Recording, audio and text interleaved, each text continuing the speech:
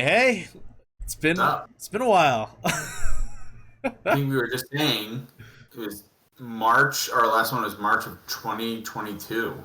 Yes, it's been almost 2.5 years, but we're back. We're back, Yeah, and this time to talk about another Marvel endeavor.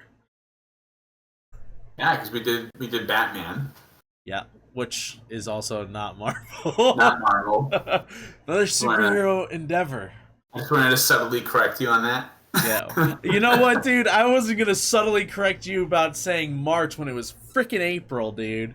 But whatever. That's okay. Rookie move. It's all good. It's all good. Yeah, Deadpool and Wolverine sucked. Deadpool and No, I'm just Wolverine. kidding. I hated it. No. Oh man. So you saw it twice. Yes, yeah, I saw it on Saturday of opening weekend, and then I just saw it yesterday just to refresh for chatting today. Yo, I told you I was gonna see it last night, but I made the mistake. I went to a concert of this band last night. Ah, so you only But saw it the once. I've only seen it once, and I think I saw it the same day you did. I think I saw it Saturday. Okay. Um, and then I may be seeing it tonight, and I know I'm definitely seeing it tomorrow night. Heck yeah, dude. I mean, So honestly, the rewatch value is top tier. If anything, it helps you see more things that you might have missed on the first go. that's what I'm anticipating because the first time I watched, like the only time I watched it so far, I've just been like there's like stuff in the background. There's all these jokes. I'm just like, what's gonna happen next? Who's gonna appear? All of that. Yeah, yeah. They had quite a few cameos. Yo, Quite a few. I will say I only had one spoiled. I think that was spoiled in a trailer, so that was also, I mean, if you're watching this, spoiler alert. I mean, we're yeah, literally talking definitely about the spoiler alert. movie. um Definitely spoiler alert. yeah, the only person I knew of was Sabretooth. Okay, so I guess from just the trailers and not like Reddit or anything like that, I knew Sabretooth and Pyro, and I knew that there was going to be a bunch of like rogue villains, but then X-23, Okay. the girl. Yeah, see, I watched like I try to now watch the very first trailer and then I don't watch anymore. So in the very first trailer, they basically showed nothing. Nothing. I did see screenshots from I believe either the second or third one where Sabretooth showed up. But that's the only person I knew was going to be in the movie as well. So definitely an interesting one. I was shocked at some of the others that showed up. Yeah. Like, I mean, fuck, Blade was Nice, baby. fully not expecting that, and then we get Gambit. I was like, what is going on? I was like, this is crazy. And not the Taylor Kirshner Gambit from the Wolverine Origins. Yeah, yeah. This It is like was the comic. with Kenny Tatum because that has been an idea for years, but nothing's ever happened with it. And I feel like Ryan Reynolds knew of this Yeah. and knew that like the Fox world is over, and was just like, "Come on, you've been waiting this long. We're gonna do it. Comic book accurate, animated style. Like it's comic book accurate, and it's also the animated show accurate costume." Yeah. And that accent. Who's his dialect coach? The Yeah, Minions? that's a great.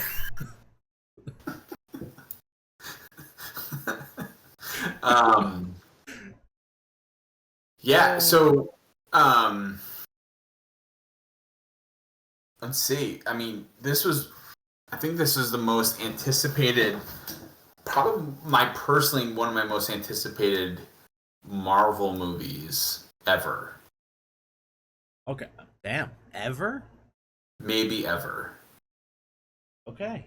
I think I went into this with like zero expectations because as they made fun of in the movies, in the movie, how awful the cinematic universe has become. So I was like, here we go. Like they're gonna ruin this somehow, one way or another. They're gonna make a crap movie. And I was like, I'll just go see it because it's Deadpool. And yeah, I was horrifyingly wrong, which I was very happy about. That was such a. I think this is such an integrity move.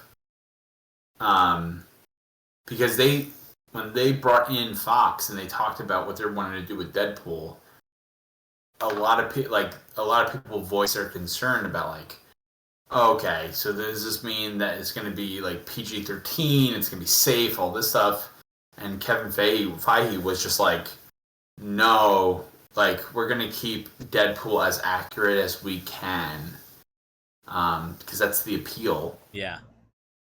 And so then to say like, okay, then if we're going to be bringing in Wolverine, and the last time we saw him was Logan, which is a rated R movie, and Deadpool was rated R. Will this be rated R? Will this still have the same edge? And will Kevin's promise like continue? Will it be true? Will he be true to his word? And I have to say, like 100%. Yeah. Yeah. No, it was really well done, and honestly, like one of the things that too is definitely become a worry with Marvel is the way that they joke around in their movies nowadays is Mm-hmm. like usually too much to the point where it's just silly and it's not really that funny anymore. Mm-hmm. And obviously Deadpool is a very comical character, but if you really looked at the way everybody plays off of Deadpool, he's the very unserious character, but everybody else pretty much plays their characters very seriously, which not necessarily negates the comedy factor, but it allows that comedy to be there and not be a burden to the movie rather than it being something that adds, Mm-hmm. which nailed. They nailed I it. mean, that comedy, the comedy dynamic of having the silly guy and the straight guy, like, and you got to bounce it off. Like, it's so classic. It's like 48 hours. It's there's so many other ones, but I'm blanking on them right now. But it's just like because if it's too silly and it's not serious, then there are no stakes. Yeah. There's nothing of value. You're like, oh well, this person's always joking and silly. Nothing's important to him. Nothing's serious to him. Yeah. And that's what I mean. That I that's what I was nervous going into this one about was can like what would be conviction for Deadpool? Yeah. Is it gonna be too many fourth wall breaking jokes? Is it gonna be too much like all of that? And then the trailers, I didn't watch too many, but then they had a really I thought kind of like an abrupt change trailer where it was just like the serious weight on Deadpool and like they went hard pushing and advertising he's not only going to be silly this movie. Yeah. Yeah. Well, that was a kind of another thing I noted down that I wanted to talk about was like I mean literally that's his drive for the movie is showing he's not just a worthless goof, like does bring meaning. He does have a purpose. There is a place for him, essentially in the Marvel universe. You know, rather than just being the fourth wall breaking jokester.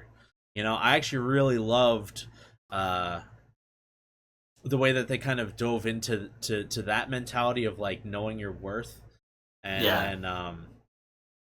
then it kind of went hand in hand with what Wolverine was going through as well in the film too. It was like, you know, he fucked up big time, and like, how do you recover from that? And it showed two guys who have very conflicting defense mechanisms. One is to absolutely shut down and just not want to talk or show any emotions, and the other one jokes about everything in order to make everything seem okay, Yeah, it right? doesn't take anything serious. Yeah, and it's like they I feel like they went about it so beautifully, and like in a weird way, very realistically. Like the fact that there wasn't just one Wolverine Deadpool fight scene. Like they're constantly fighting throughout the film because they're both like very hurt individuals, you know? Yeah, And it's yeah. just it's yeah, it just made the dynamics there just work so well, and it definitely stood out for me. I love that kind of like it's not like really that forward, but essentially that kind of storyline that it's like kind of the inner turmoil storylines that happen throughout characters and stuff. Like it's a big reason why I'm a huge fan of Thor. I think he has one of the best storylines going through, although through some not great movies. It's like he has a huge character development arc. That's what it is, character development. It's like, geez, why can't I think of the right words? And I thought they had an amazing character development in this movie. So a lot of good things. You know, it's. I mean, I love the comic books. And one of the best things about Wolverine was that he cannot be the lead. He is the weapon. He's the weapon you throw into a situation, and he takes care of it Right. because he like that's always been his role. And so that was kind of the weird thing about earlier renditions of Wolverine, because it's like they keep putting him into leadership positions, Yeah. and you know, for better or for worse, it's not. I don't think it's great. And so to have him like one of my favorite comic books that he was in, it was called Astonishing Wolverine and Spider-Man, Okay. and he's reluctant. He doesn't want to team up. He doesn't want to be buddy buddy. Right. Um, and he does it very hesitantly, and that this movie nailed that theme. And like when he's I mean the depth of him is that he doesn't want to get close to people. Yeah. He's afraid of getting close to people. Yeah. Um, and so I thought this movie did that perfectly. You could say he wasn't the right guy. I don't Or get the it. the right Logan. Uh, I forgot if they say Logan or the guy. I forgot what the actual line was. So I might just mess that one up, but whatever.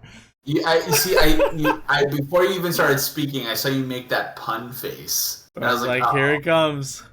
oh, I felt it in my guts. I was I like, know oh my boy, guy here it loves a good pun. Here we go. comes. Brutal. That means everything about you. Yep. All right, so I wanted to ask you a question. Shoot. How would you say that this version of Wolverine holds up to kind of both like your expectations of it, but then also past Wolverines that we've seen? Interesting. I will say I think I kind of already answered the first bit of that one. I didn't really have many expectations going into it, so I wasn't sure what to expect out of this Wolverine. Um, I will say though, I liked it. I liked it a lot. I think. Oh, it's hard to say. I like want to rewatch like all the X-Men movies and all that stuff, and like kind of give it a run through again. Maybe not all the Wolverine movies and stuff because they get a little rough, but I don't know. This one just felt really spot on. Like I will say I don't have as much background in terms of the actual comics to know what Wolverine's like in the comics and whatnot, but um, this one just felt right. It felt more like the first Wolverine that we were introduced to. I mean, obviously that one he's a lot more scared, having memory issues and whatnot from X-Men 1. But like, yeah, there's still that kind of like I'm a solo, like lone wolf type attitude that he's got going on through the whole thing, but at the same time too, like there is that like need to help people and whatnot still hidden under that hard outer shell. So I don't know. I think it was really well done. Yeah, it seemed to like I love. I mean that the first appearance of Wolverine in X-Men 1 back in like 2000 or maybe even 1999. I forgot which year, but him in the bar, him in the cage match, like it harkens back. Like we meet this new Logan in a bar, Yeah. where like somebody's giving him a hard time, and there's a scene in X-Men 1 where he's in a bar and somebody's giving him a hard time about knowing what he is, and like I know what you are, you're a freak, and somebody pulls a shotgun out on him. Yeah. And then he like slices the shotgun in half, and he like holds his claws up to somebody, and it's just like to see Wolverine on the big screen like that was so incredible. And so like to be able to have this, it was just like, oh yes, like this is sweet. This is a really sweet spot. Right. I guess like one of the things. This is another point I wanted to kind of talk about with you was the Wolverine. The main Wolverine that we have in this movie is a Wolverine who seems to have a horribly problematic drinking problem. Yeah. That he was out drinking when the humans came for the X-Men. Right. And that like he wasn't there to defend them, and the humans killed the X-Men.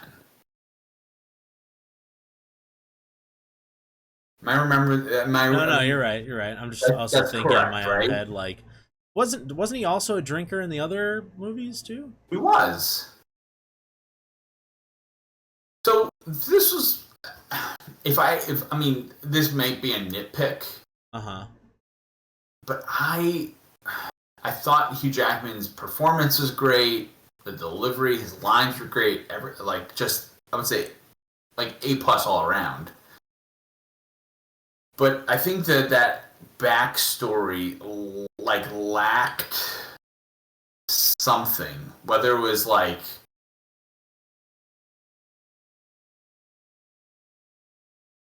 the humans killed the X-Men.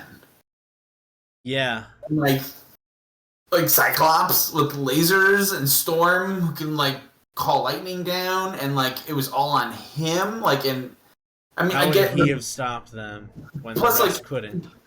that could just be his guilt, Yeah. right? That might be guilt. him just playing like, oh man, like I could have done this, I could have done that, like total survivor's guilt. Yeah. So I don't know if I wanted them to. I'm torn about whether I wanted them to flesh that out more. Yeah. No, I just did to kind notice of leave that. that be and be like, we're not going to dwell. We're going to keep kind of going forward. We now have a Wolverine. He's incredibly similar to the mainstream universe Wolverine that we've had. Yeah. And we're not going to really focus so much on how this one is different than the other one. Right. Yeah, I mean, I was kind of thinking about it too, where I was like wondering if maybe, and I guess at this point it would have to be fleshed out in future films, but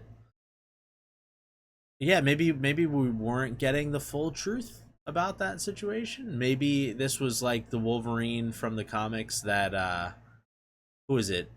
Was it Mysterio? Oh, Was it that one where he ends up like tricking him into thinking they're under attack, but he's actually killing off the entire X-Men? You and know? that's what happens in old. It's funny Because because that's Old that's what Man happened. Logan. Yeah. That's Old Man Logan, and Logan was loosely based off of Old Man Logan. Yeah. But that's where I thought that they were going too, where it's like he let down his whole world. That vision of him with those kind of huge stones, I thought they were like maybe tombs or yeah. like some kind of afterlife kind of deal. Like, I thought that this was going to be the Wolverine who killed everybody. Yeah. That's what I was expecting too. And then it's funny because they had when he meets all of the other Wolverines, Yeah. there was the classic comic book looking Old Man Logan. Yeah, with the shotgun on his lap. Like right from that comic. So yeah, so I mean, I think my only gripe. I mean, like, you asked me about like my username on this. It's like I love Wolverine. He's my little icon. He's like his little smirk. It's like looking at me. I thoroughly love Wolverine, and I know I could go overboard. Yeah. But I felt myself saying like, "Ooh, I wish I knew more," and I don't really find that like totally convicting. Mm-hmm. But I'm still so happy with what I got. Right. Agreed. Yeah. He is Spider-Man. He is like he is the most gravity, like the most gravitas like character in Marvel. Him, Spider-Man, I think are like the two most iconic Marvel characters. I mean, I agree. I agree with you. Now, I will say I did think of a question that I thought would be a really solid one. All right. Are Wolverine and Deadpool actually now part of the MCU? Because the way the film leaves off, they're adjacent still. So There's only one brief point where Deadpool is a part of the sacred timeline.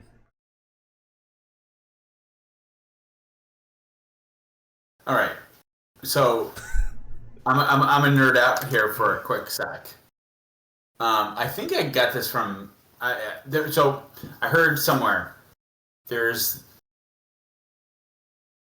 there's these two words, the Doyleist perspective and the Watsonian perspective. Okay. Okay. Our author Arthur Conan Doyle is the author of Sherlock Holmes. Okay. Okay.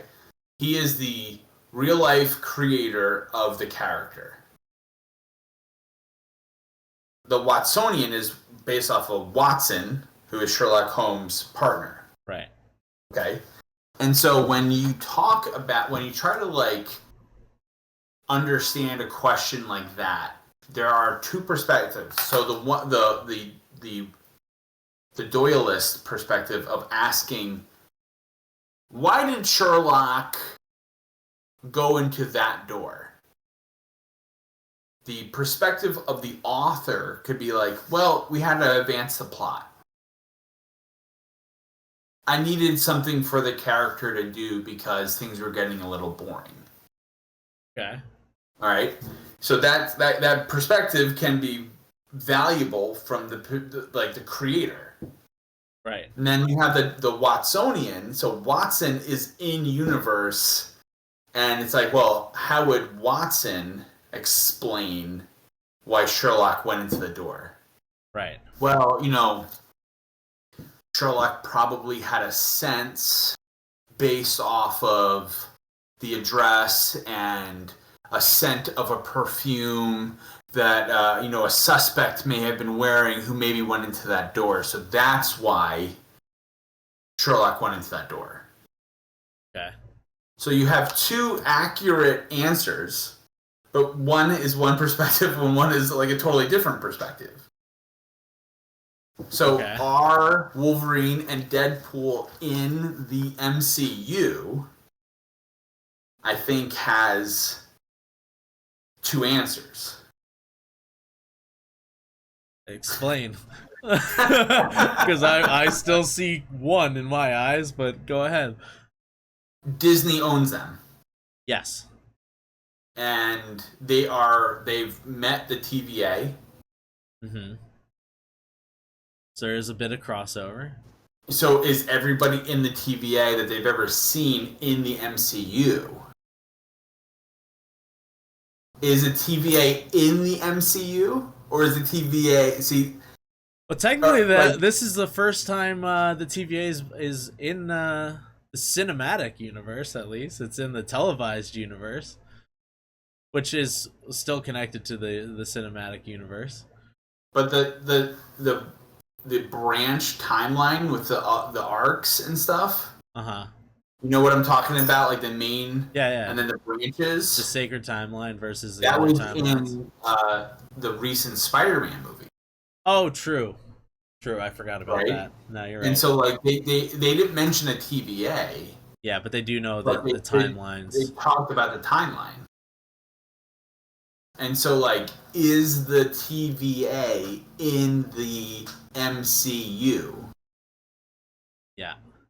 So, like... Technically, yes. Yes, it is.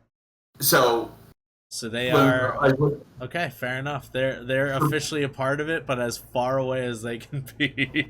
Yeah, like, they are in another... They may be in another universe that is inside the larger MCU.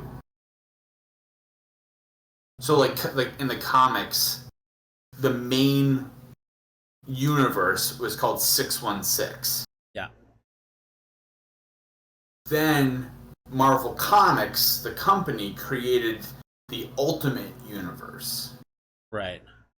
Because they wanted to clean house. They wanted to, like, tighten stories up. But people wouldn't jump into comic books because they felt so overwhelmed that they would have to read, like, 30 years of story to know what's happening. So they said, let's create the Ultimate Universe where you don't need to know anything. And that Ultimate Universe was really great and made a lot of sales. Right.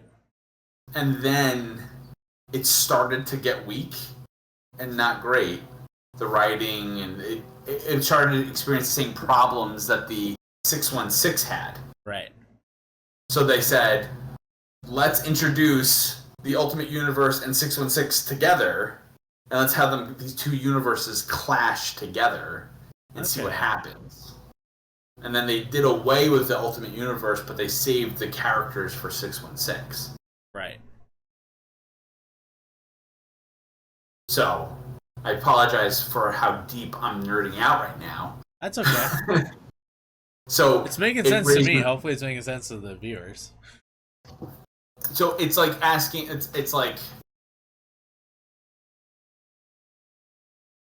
we know that Superman and Batman are not in the MCU. What? Hold on. Right? because they're owned by a different company. I saw Henry Cavill. True. Hold That's on true. a second. But like, this is where this. So unfortunately, I think this is where, like, Venom, Marvel adjacent. Marvel adjacent, not MCU. Yeah. But if that'd be cool if they brought Venom into the MCU. But like, so if there's a scene in the TVA and whatever, and it's just like a screen pops up and they see Venom, and it's like a scene from a Venom movie. Yeah. And then it's just murky because it's just like, is it? Is it not? Like, so who knows? Who knows? All right, so I'm gonna ask you. Upon second viewing, one of the things that I got confused about was the beginning with Deadpool, where he is seemingly like time jumping or reality jumping, where he's like interviewing with Happy Hogan of the Avengers to try to become an Avenger. Yeah, they don't explain that at all. Like, what world is this? Is that the main Deadpool movie? No, that was they actually labeled it on the screen. That was that's the Sacred Timeline. He apparently made it over to the Sacred Timeline at some point to interview to be a part of the Avengers, and then gets back with zero explanation at all. So, I think I saw somebody online say that there was a scene where you could see that he's wearing Cable's time device, his time traveling device. Okay. And it was just like, oh, like that may have also had the potential of him like jumping realities. So I thought that was a little... That's a stretch. Yeah, it's a stretch, and I feel like that was really confusing, but it was fun.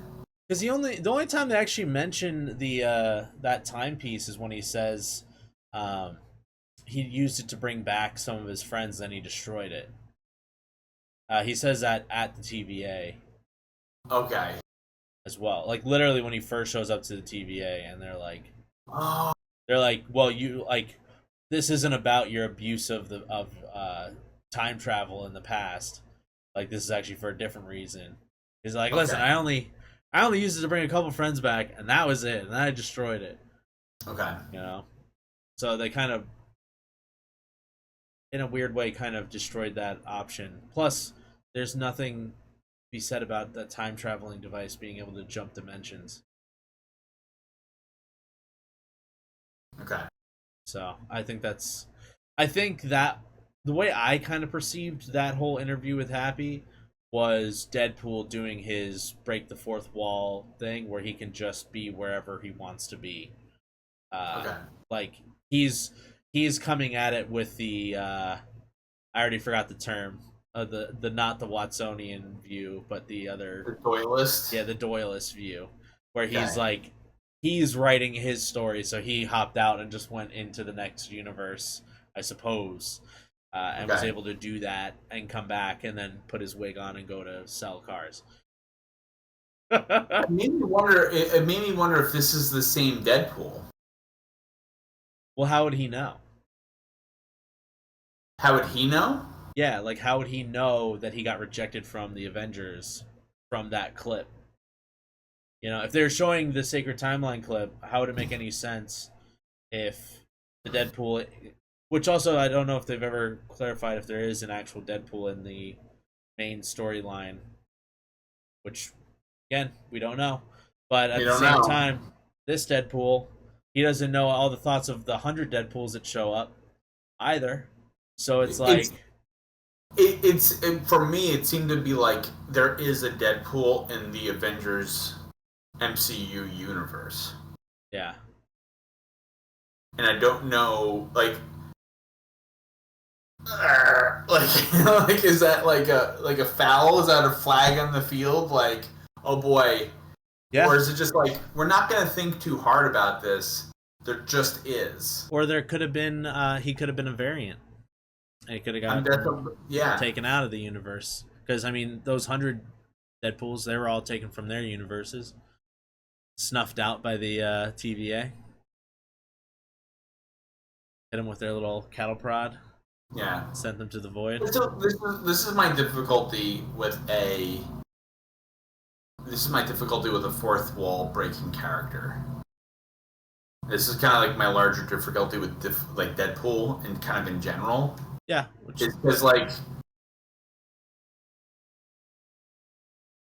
he just does things. The writers will just do things with him, and the fans aren't given too much explanation. Yeah, you just have to suspend your disbelief, and you just have to relax.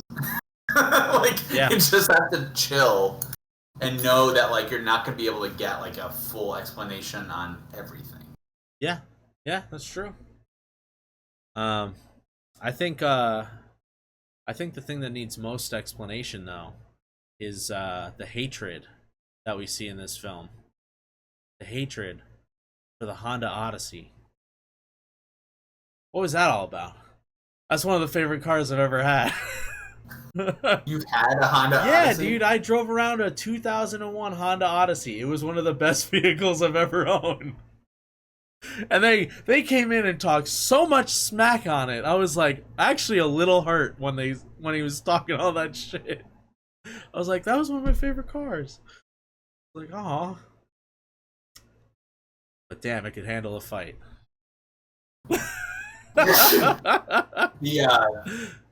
Yeah, like him being tied up in the seatbelt. That was really cleverly done. Yeah. I felt a little anxious about that. Like, I didn't think that was going to be good when I saw a glimpse of that in a trailer. Right. But then they outdid it. They thought that it was really cool what they ended up doing with that whole fight scene. Well, to be honest, too, like, a thing I think they did really good in the Deadpool is, like, there are some, like, smaller details that I feel like would oftentimes get overlooked and shit. But even as simply in that fight scene when he pulls out his swords and immediately they're useless. Like, they're just too long. And he, like, you see him try to use it and he's like, fuck. He, like, throws them off to the sides and grabs out his two little baby daggers and he's like, you know? And, what's funny was I just, a few days after I saw the movie, I ended up watching Deadpool 1 was on, like, HBO, I think. Right. And I started watching it, and the very first fight scene that he's in, one of the very first, is him inside a car with like 4 other guys. Right. Yeah. And just dealing with intelligently dealing with the confines of how do you have a fight in a car. Yeah. Was masterful.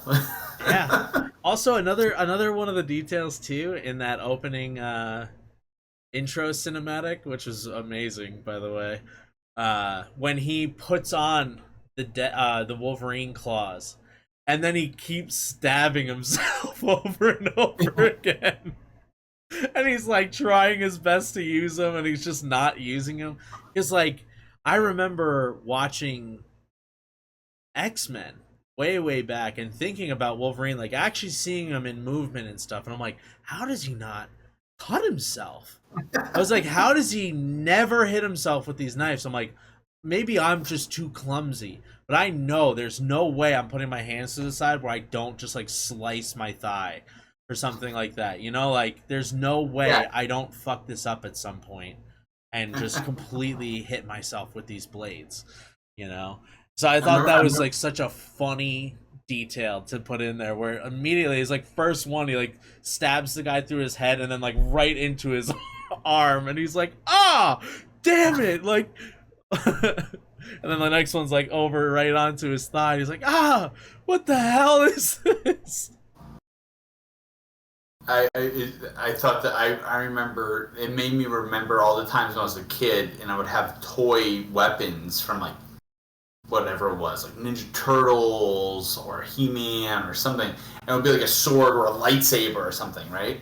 I remember playing with it and be like, yeah, it's like, I'm awesome. And then I'd hit myself with it and be like, I can't be a Jedi. I would literally die. Yeah, but like, I would have just died. I would have just cut my head off by accident. Because I decided it'd be cool to land it on my shoulder. And I was like... Yeah, exactly. Like, oh, nope, I just cut myself in half. And I'm dead. Cool. I hate this toy. Thanks, Grandma. Yeah. Good time. Yeah, man, I'm so happy with this movie. I'm very excited to watch it again. I think I had plans, as it stands, to see it like 2 more times. Nice. Dude, I do have another question that kind of goes off of something you were saying a little bit earlier. Yeah.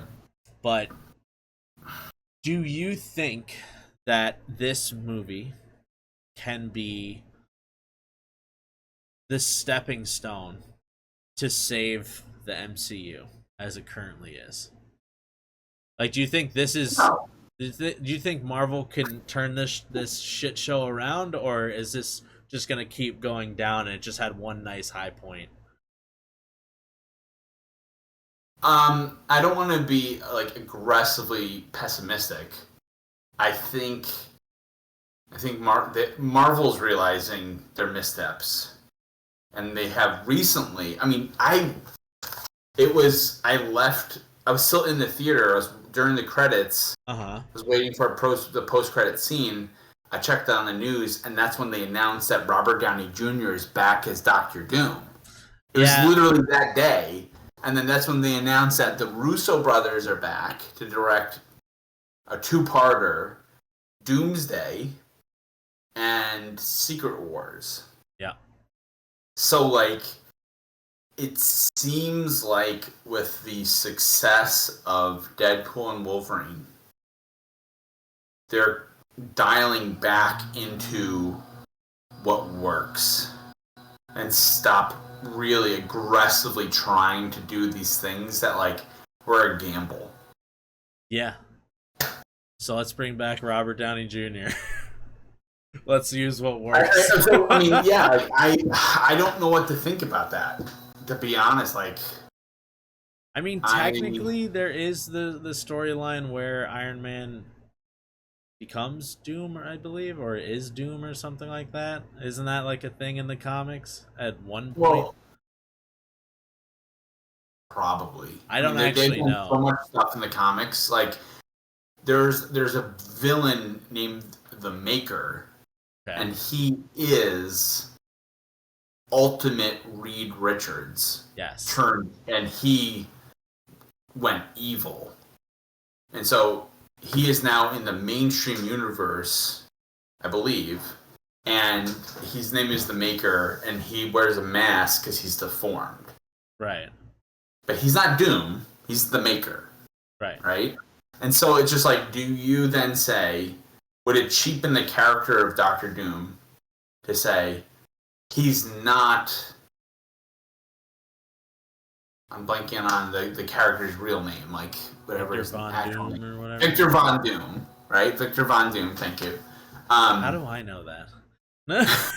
Like, oh, he's not Victor Von Doom, and he's not what fans know of him and love of him. He's an alternate reality Tony Stark. Yeah. Listen, MCU has... There are actors who play 2 characters. Yeah. So this might just be something like that, but I really doubt it. So I just assume he's going to be a variant. Like, well, how else? A whole other name? I guess. I don't but know.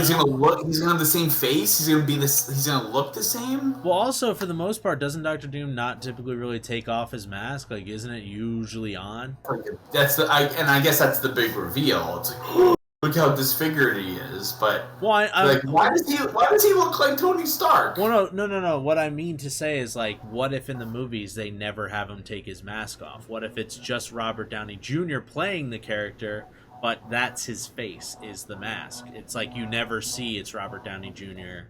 It's like he's come into like a voiceover role rather than continue to be a face character. You know what I mean?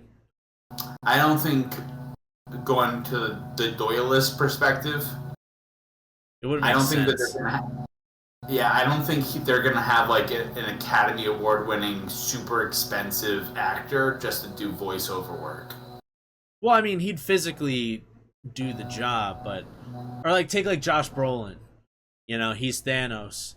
He's a big time actor or whatever. You never like actually see his face. You see the CGI'd face that he is using for the thing. Yeah.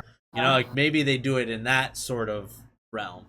You know, and I think with Robert Downey Jr. at least, I think he loves the universe enough where he might be willing to do something like that. I mean, I think it would be kind of crazy to have him in that role and never show his face.